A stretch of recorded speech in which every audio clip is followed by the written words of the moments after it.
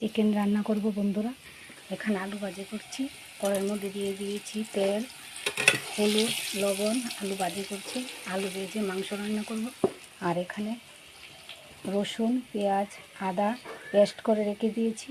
দিয়ে দেব লবণ, ধনিয়া, জিরা, হলুদ, লঙ্কা।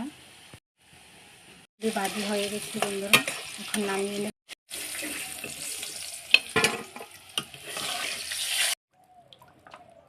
কড়াইয়ের মধ্যে দিয়ে দিয়েছি তেল, তেজপাতা। গরম হয়ে গেছে বন্ধুরা, এখন মশলা দিয়ে দেব।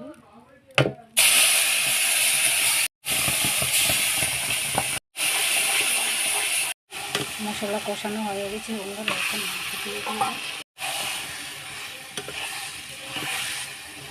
দিয়ে দেবো বন্ধুরা, মাংস কষানো হয়ে গেছে বন্ধুরা, মাংস রান্নাটা হয়ে গেছে বন্ধুরা, এখন নামিয়ে নেব।